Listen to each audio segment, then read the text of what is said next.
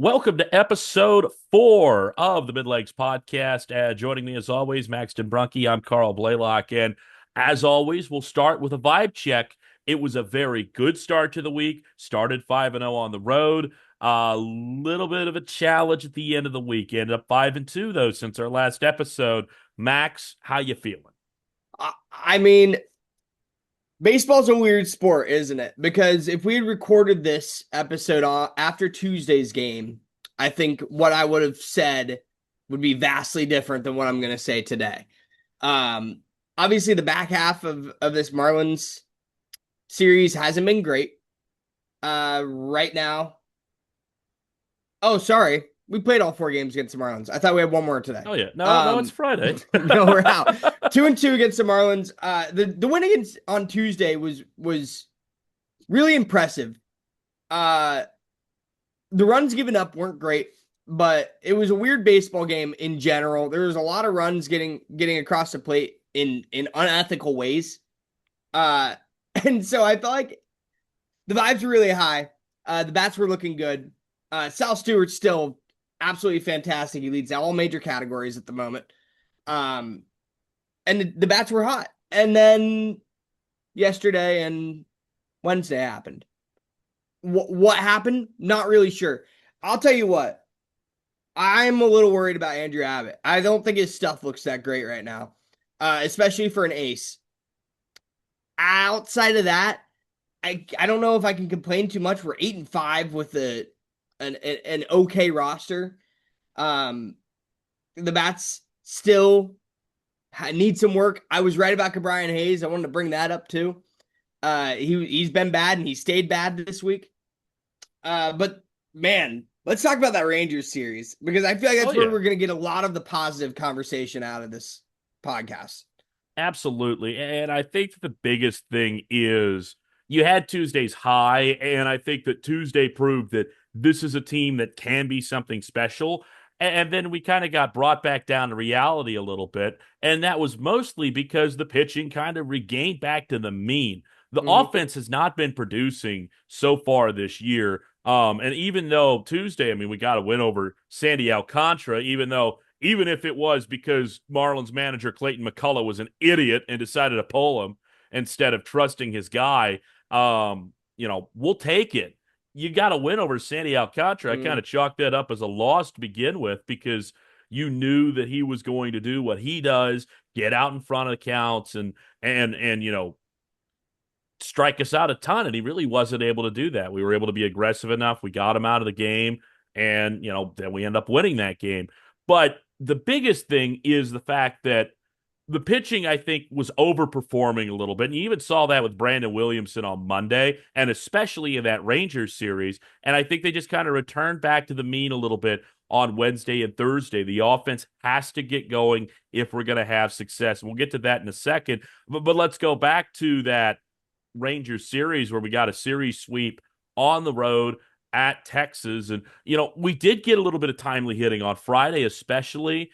Tyler Stevenson with a big home run to take the lead in the 9th inning. You had Ellie De La Cruz with a big home run in the 7th inning to take the lead. Then we got the moments that we needed in that game, and that felt good. Yeah, it's a big positive with the bats. I agree. And especially in that first Rangers game, deadlocked at 3 pretty much for the last couple of innings there. And then finally Tyler Stevenson gets on, or excuse me, who was before Stevenson that day? Steer gets on base. Yeah, Steer. And then also had a home run in that game. Yes, he did. Steer was pretty good in the middle of this week too, and then kind of fell off again. But this is it's what we're seeing with the bats. Like some guys are hitting well some days, and then other days it's just off. There's such a lack of consistency at the moment. You can say that about the pitching too, honestly, because that Brandon Williamson performance, what happened to him? I mean, he was a man possessed. A 2-0 win against the Rangers on Wednesday, or excuse me, on Monday. No, that was Miami. 2-0 win against Miami on Monday, with Williamson at the helm. I wasn't ready for that, and you know what? I talk a lot about people's stuff because I feel like you can just tell when the ball, the way that it breaks and runs, you can tell if they're on that day. And Brandon Williamson looked on that day. How much more of that can we get out of him? Is what I wonder. Especially with the way that Singer's playing, I haven't been very impressed with Brady Singer this year at all. Well, I'm a little worried about him as well. the biggest Uh, thing is he's kind of that flip side of the Nick Lodolo thing. We talked about him last week with the blister.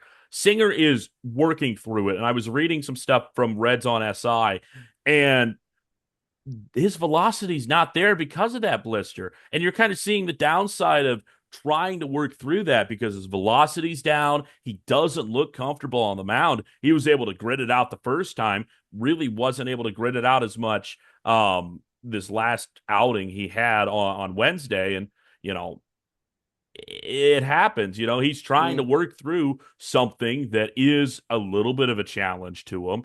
And you're seeing why we don't have Lodolo at the moment because it is a challenge to work through it. And he's kind of getting roughed up because of it. He doesn't have the velocity he needs, he doesn't have the stuff he needs with the lack of velocity. And that makes it a challenge. yeah, yeah, and I think once once we get Green back, and once Lodolo's finger is not blistered, um, we're going to be having a very interesting conversation about who goes and who stays. Obviously, Williamson goes down. I don't think that's much of a debate. But after that, like maybe after yesterday, Louder starts you start asking some questions about Louder. I don't think so. Chase Well, Burns, you just simply cannot move him down right now. no, you can't. To me, it's Singer, and I hate to say that because how old is Brady Singer? He's I think he's like 30, 31. I think. yeah, and for that reason, I don't want to see him in lower league. But let me take a look real quick. He is 29. I don't know what his lower league availability is, but I would assume it's not great because he's been in the league for so long.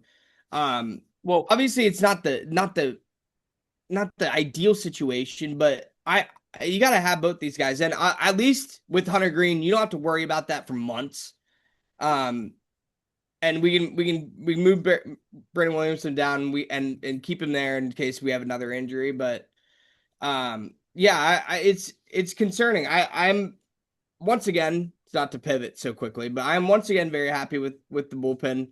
They had some hiccups this week, but we did get a save out of Brock Burke, which was well amazing. deserved. He's Well somebody we deserved. both talked about who has really impressed us so far. Mm-hmm. Mm-hmm. Yeah, and I thought Graham Ashcraft still look fantastic. Listen, the pitching's there. It's there. I need more batters to play like Sal right now, and that's Yeah, that's that's really where it comes down to. Although one thing I do want to point out, Ellie leads the team in runs, with only a 231 average and a 310 OBP. It is pretty impressive to see how often he's getting home. 733 OPS, by the way, and how often he's getting on base this year. Obviously, the hitting hasn't been fully there for Ellie, but there's not much more you can say about him. He's a fantastic ball player, and he's going to lead this team for hopefully years to come if we can lock him down. But probably won't happen. a few things, and we'll start with the bullpen because one of the big things for Terry Francona has been he wants to be able to save this bullpen for the stretch run.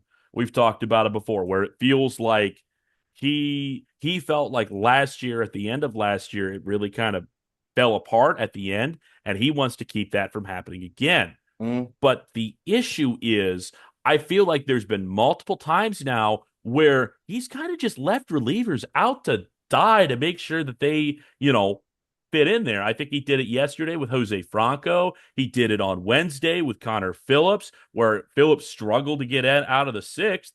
And then we left him out there and he gave up more runs. That's going to happen because he was struggling in the sixth and you left him out there in the seventh and hmm he gave up a home run. And suddenly we're going from, it's a 2-run game to a 4-run game. And it's like, of course that's going to happen. You left him in too long.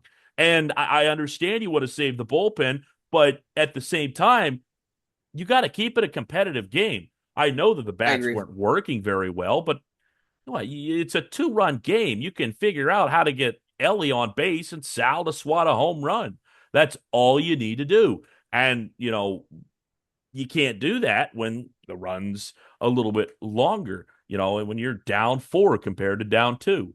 The other thing is, and I'm not sure if it, Real quick point on yes, that. I honestly do think that changes later in the season. I think as Terry Francona knows what he's getting out of these guys, maybe in a month and a half, I think we'll start seeing him pull them a little quicker. I think it's really what we saw out of Pierce Johnson. He didn't even test it with Pierce Johnson. Once he got on the wrong side of the batter's box with Pierce, he pulled him.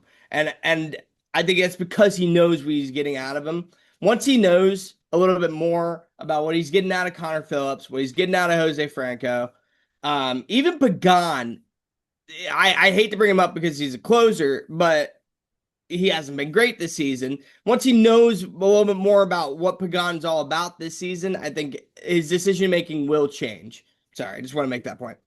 no, I get that. The other thing is, I feel like we haven't been running as much as what we normally have been, and I don't know if it's because of the quality of catchers that we've seen. We started to see it a little bit more on Sunday, just because, and especially in this Miami series, as well, because they have a catcher that is in for his bat, and he's learning to catch pretty much.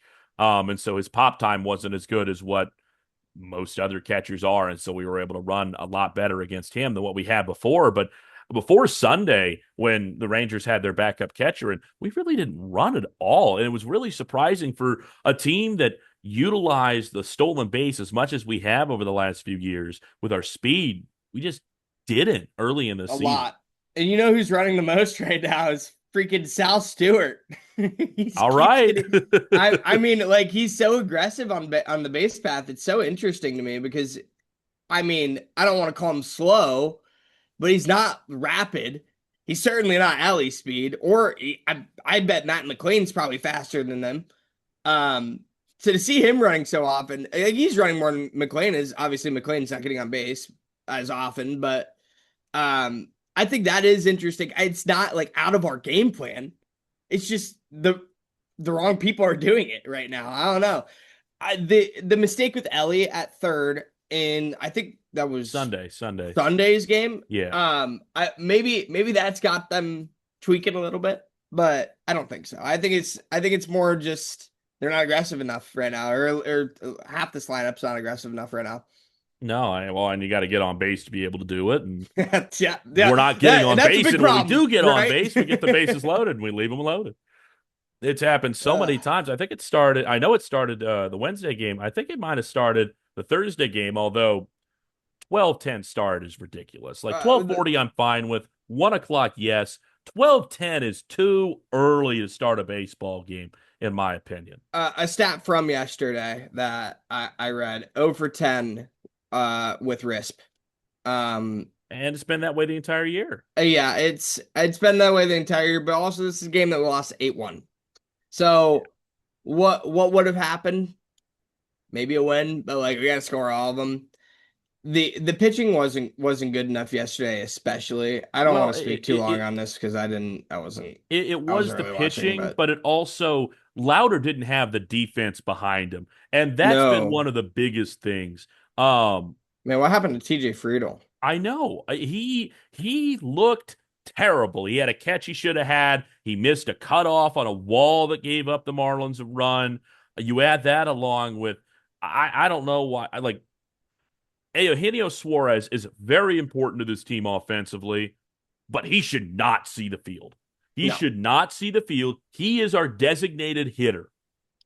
He You had a couple good plays. I don't want to disqualify him completely as a fielder because he had a couple of He snags, had a few bad errors as but he well, though, has some yesterday. pretty bad errors, and it's the give and the take, I guess. He needs to stick to DH, I think. Yeah. Especially when you got Keith Brian Hayes. And if Keith Brian Hayes needs a day off, you got Spencer Steer. Steer can play third base. Novelli Marte can play third base. And I think that's another thing with the issue defensively is remember, most of these guys were drafted as shortstops. The Mm. Reds had that thing where they drafted about like 20 shortstops in about 5 years, from like 2020 to like 2023, 2024. And so we thought, okay, if they can play shortstop, they can play everywhere on the field. And that's not necessarily TJ Friedel, but that's definitely Spencer Steer. That's Mm. definitely Novelli Marte, to where they're not natural outfielders, and you're seeing those issues. There's Yeah. so much of a difference when you have Will Benson or Dane Myers out in the outfield compared to Steer, Marte, even TJ Friedel, even though he's a normal, he is a normal outfielder. Just the way that this season has started for him, you see such a big difference, and it's not working the way that, the defense is working. And Tito's shaking it up a little bit. He's trying to figure it out, but you don't want to have Dane Myers play every day. He's not an everyday guy. He's good defensively, but he's not an everyday guy. We still Mm. can't figure out what we're doing with Benson and Marte and splitting those, splitting those reps to where it feels like Marte's only batting against left-handers and Will's only batting against right-handers. I feel like you got to play Will Benson more because the guy just hustles. He gets on base. You look at the bottom of the order, and anytime he's in there, he sticks out because he at least has, a plus 400. He's high 300, low 400 OPS, on base plus slugging. That's what I'm looking for. Yeah. Yeah. He's looking a lot better with that compared to when you're looking at, somebody else. Jose Trevino's hurt, obviously, but when you're looking at these other players like your Novelli Martes, like your Key Brian Hayes. Although Hayes is hitting the ball well, he just keeps hitting it to where everyone is. He Right. figures out how to pull the ball. He's going to be not the 9-hole hitter, but you get what I'm saying with it. But you got to find, you know, I feel like you need to play Will Benson more, and obviously we're higher on him than everybody else, but especially with the struggles that TJ Friedel's having. And it almost feels a little bit like for TJ Friedel, where it's about time for him to find some phantom soft tissue injury and just sit him down for a few weeks, send him down to the minor leagues, get a rehab start, get him some confidence, and then get back out there because it's just, I don't know what it is, but it's not there. I hate the idea of banishing somebody to lower leagues just to get them to figure it out, but in this case, I might agree because especially like now the fielding is taking a turn for the worse, and that to me is more than reason to he needs to go face some lower competition and just figure out where what he is as a player. I want to bring up Dan Myers Yes. because Dane Myers really isn't playing bad at all. He's a Yeah. better fielder, first of all. We've Yep. established that. He is the second best batting average on the team right now. Significantly less Really? at bats. For example, Sal's had 44 at bats. Dane only has 19, but he's batting at 263 right now. And Not bad. I know, and that's the thing. His OPS is pretty low compared to everybody else as well, so he's not He doesn't have really doing power. anything with it. Yeah, right. But um, I think I think you could make a very good case for sticking Dane Myers in there a little more often in replacement for TJ Friedel. What is TJ batting? TJ's batting a 167 on 48 Yeah, at which bats. he's looked a little bit better over the last few days, Sure. offensively. But Yeah. it's still not there. It's not where it needs to be. And No. especially with the lack of hitting and the lack of clutch hitting that we've had, that's where we see where we got, obviously the defense didn't help it yesterday, but the pitching's having to be, almost perfect. And we did get an almost perfect turn, throughout, from Friday to Tuesday. We did almost get a perfect turn. Everyone did their job. Everyone kept the score low, and we grinded out ways to win games. But you can't do that the entire time. And we saw that over the last 2 days to where, even your pitchers, especially with the youth that we have, you know, Chase Burns is fine, but Chase Burns is going to have his off day. Thing with Rhett Lauder. Brady Singer's nursing an injury. Brandon Williamson, anytime you get a good outing out of him, is it's a bonus. And hopefully he'll figure it out more the more he, because that was his first start since Tommy John, the one where he got shelled against the Pirates.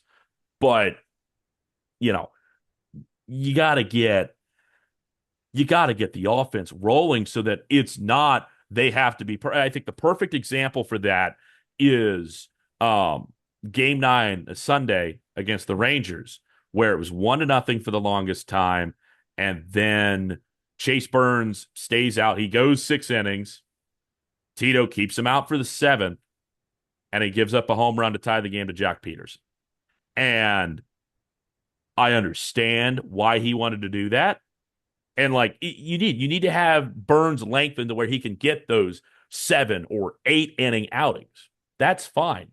The issue is the offense has to be able to give him that wiggle room to where when he makes those mistakes in those uncharted waters for him, he has a little bit of a catchback. And so instead of it tying the game, okay, it's 3-1 now instead of 3-0 or something like that. And Right. the offense isn't giving him that. It's the same thing with Rhett Lauder. It's the same thing with Williamson. Even with Abbott and Singer, when they are off, we're not giving them that opportunity to be able to make those mistakes because it is still a youthful, outside of Singer, it's still a very youthful rotation. Even though we've had Abbott up now for this is year number 4.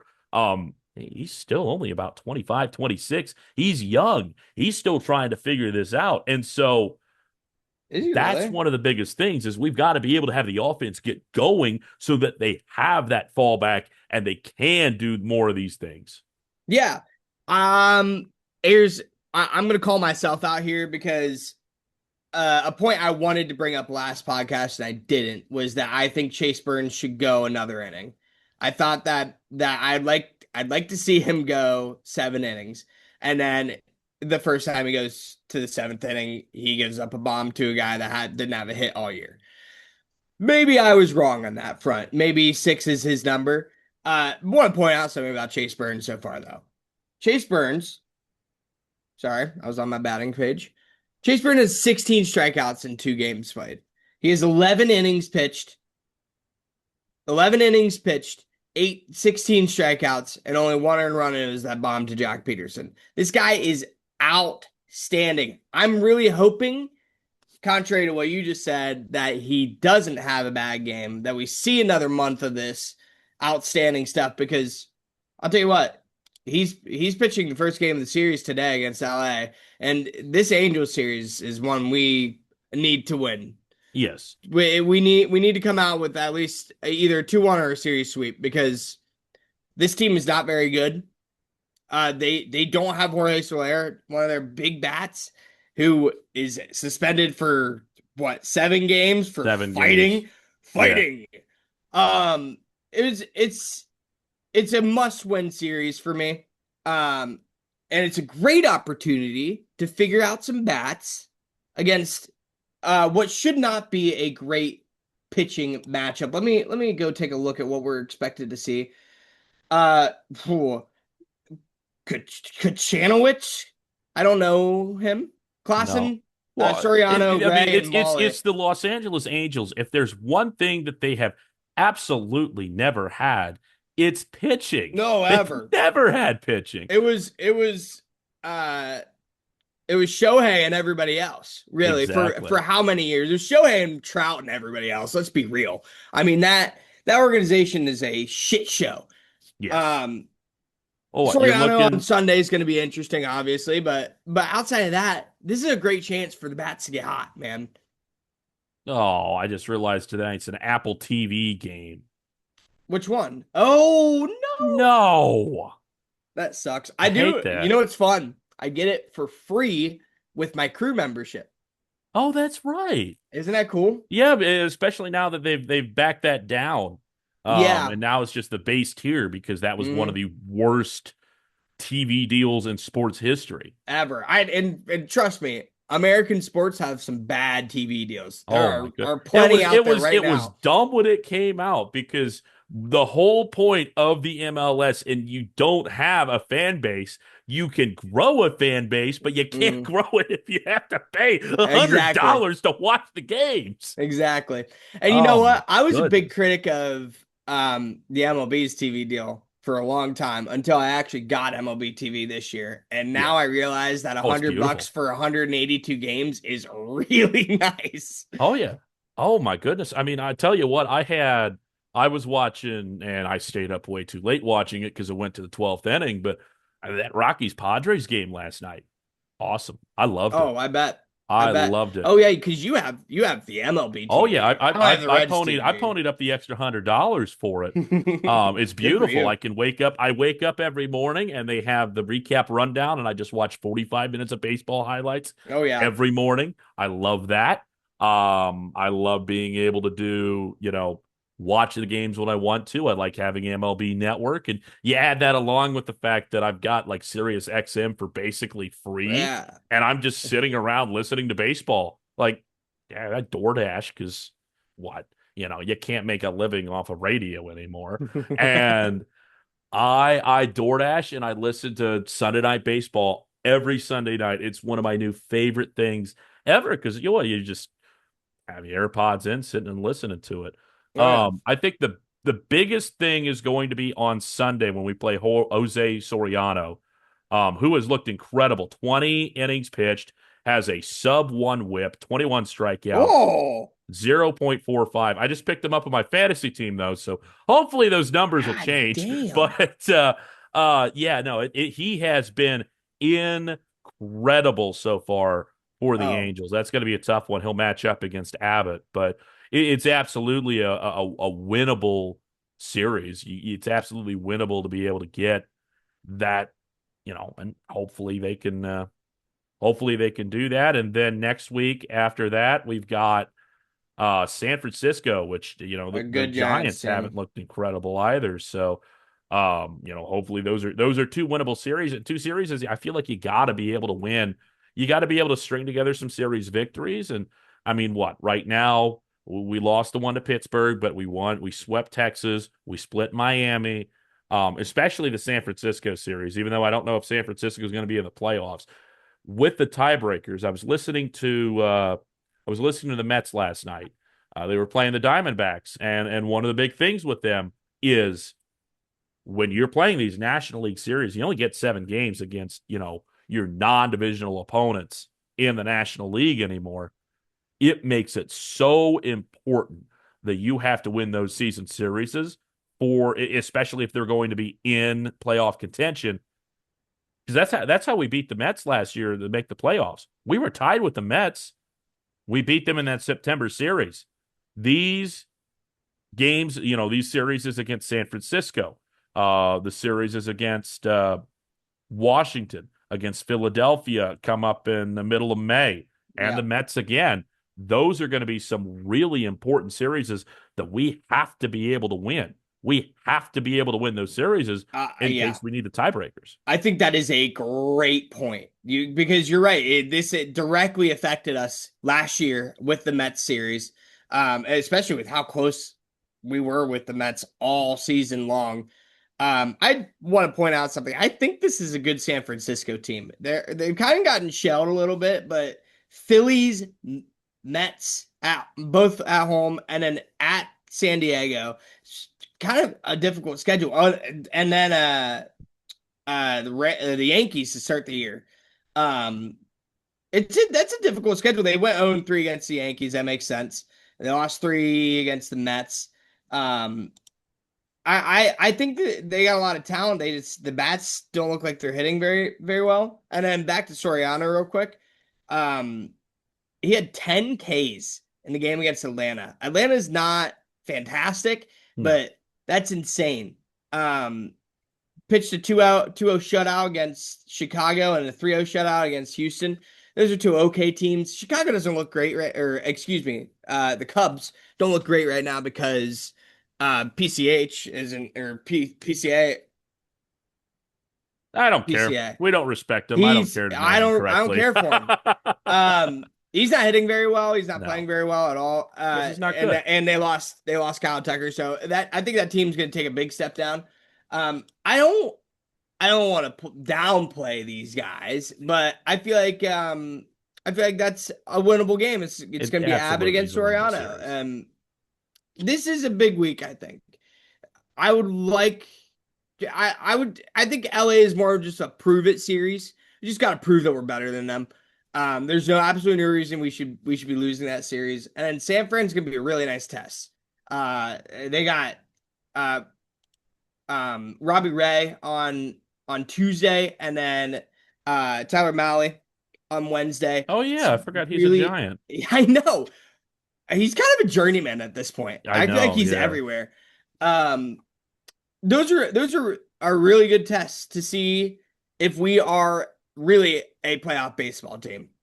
We'll see. I don't know, but I think that especially this LA series with the quality of pitching that we're seeing on Friday and Saturday, mhm. there is no excuse for the bats to not go in. You're going to have some extra juice because you got your first two City Connects of the Oh season with the yes, first City Connect with the black jersey still on Friday, and then you've got the Saturday ones with the new jerseys.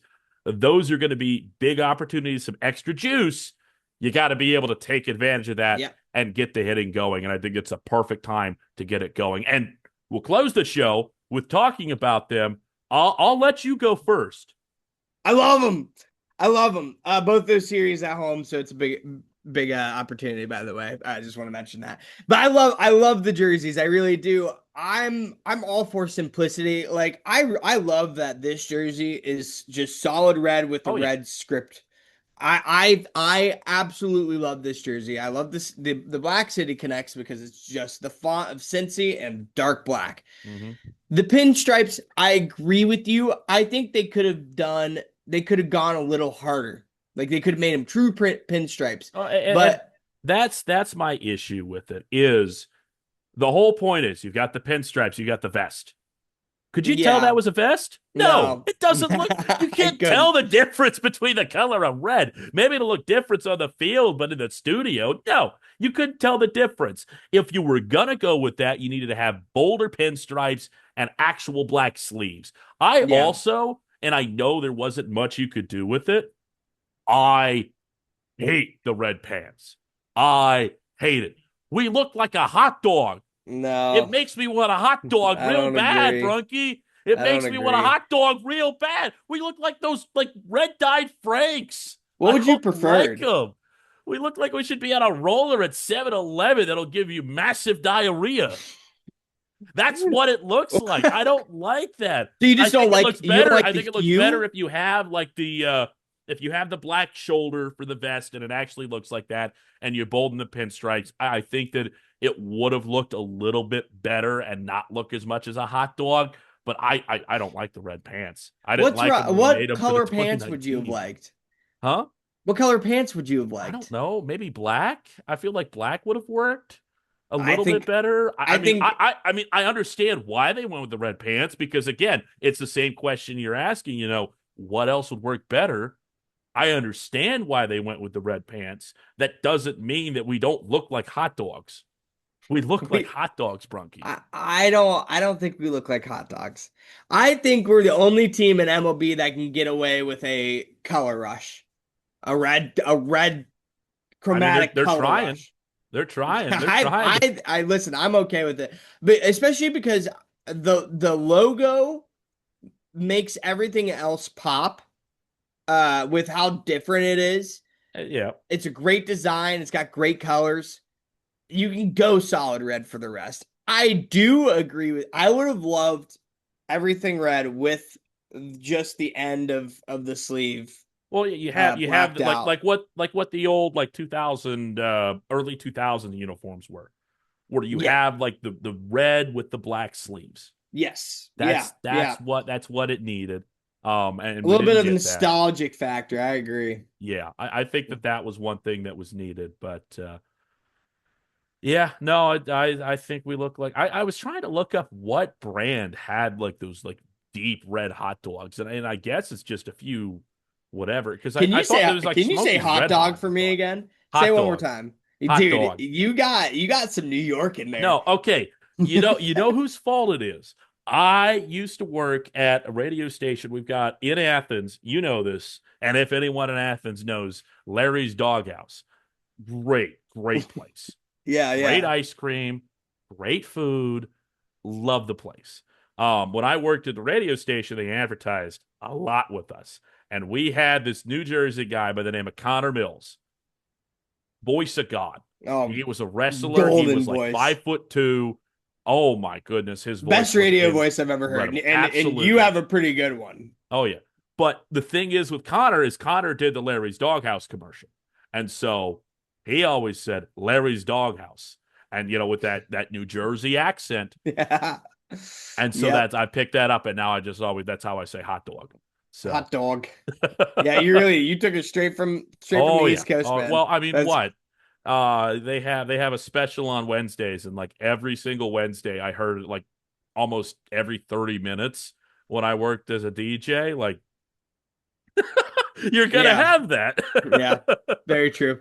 But anyways, that'll wrap up our show for this week. As hopefully the Reds can continue the good mojo we had early in the week Big and Chase keep it Burns going. outing today, baby. Yes. Big Chase Burns outing. If Let's only get we a could win. watch it. Stupid, If only I stupid, can watch it. stupid Apple TV.